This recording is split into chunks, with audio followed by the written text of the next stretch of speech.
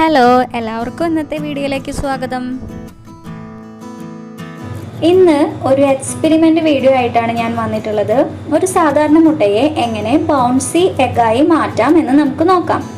Bouncy egg അല്ലെങ്കിൽ bouncy ball എന്ന് വെച്ചാൽ റബ്ബർ മുട്ട.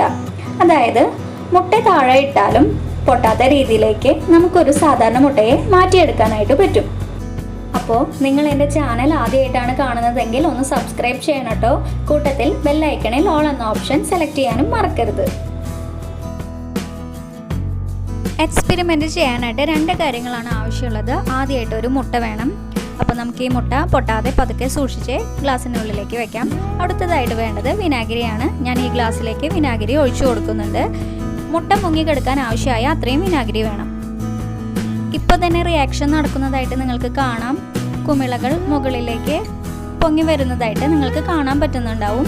അപ്പോൾ എക്സ്പെരിമെൻ്റ് ഇത്രയേ ഉള്ളൂ. ഇനി നമുക്ക് കുറച്ചധികം വെയിറ്റ് ചെയ്യണം.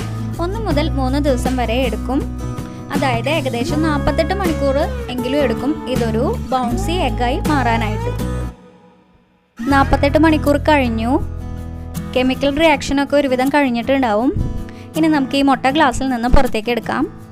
ഈ മുട്ടയുടെ തോട് ചില ഭാഗങ്ങളിൽ പോയതായിട്ട് നിങ്ങൾക്ക് കാണുന്നുണ്ടാവും. അത് കെമിക്കൽ റിയാക്ഷൻ കാരണമാണ്.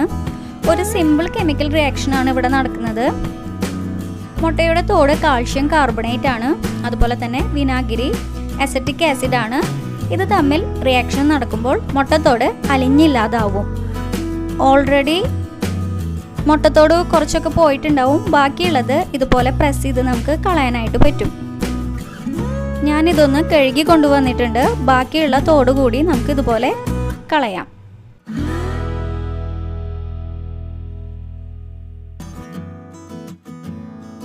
ട്രാൻസ്പെറൻ്റ് ആയ ബൗൺസി എഗ്ഗാണ് നമുക്ക് കിട്ടിയിട്ടുള്ളത്. കണ്ടില്ലേ, എനിക്കിത് നല്ലപോലെ പ്രസ് ചെയ്യാനായിട്ട് പറ്റുന്നുണ്ട്. അതുപോലെ തന്നെ നമുക്കിത് കുറച്ച് മുകളിൽ നിന്ന് താഴേക്ക് ഇടാനും പറ്റും.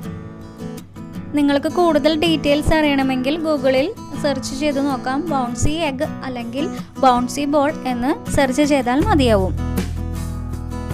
ട്രാൻസ്പെറൻ്റ് ആണെന്ന് പറഞ്ഞല്ലോ. അപ്പോൾ അതുകൊണ്ട് തന്നെ നമുക്ക് ഇതിൻ്റെ ഉള്ളിലെ മഞ്ഞക്കരു നമുക്ക് നോക്കിയാൽ തന്നെ കാണാൻ പറ്റുന്നതാണ്. തന്നെ നമുക്ക് മുട്ടയുടെ ഉള്ളിലേക്ക് ലൈറ്റ് ട്രാൻസ്മിറ്റ് ചെയ്യാൻ പറ്റും. കണ്ടില്ലേ, മഞ്ഞക്കരു ഒക്കെ നല്ല പോലെ കാണുന്നുണ്ട്.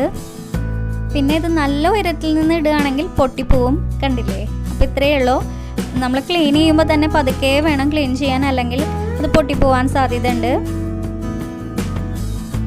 ചെറിയൊരു ഇൻഫർമേഷൻ നിങ്ങളോട് കൂടി ഷെയർ ചെയ്യാമെന്ന് വെച്ചു. അപ്പോൾ എല്ലാവർക്കും വീഡിയോ ഇഷ്ടപ്പെട്ടിട്ടുണ്ടാവും എന്ന് വിചാരിക്കുന്നു. Thank you.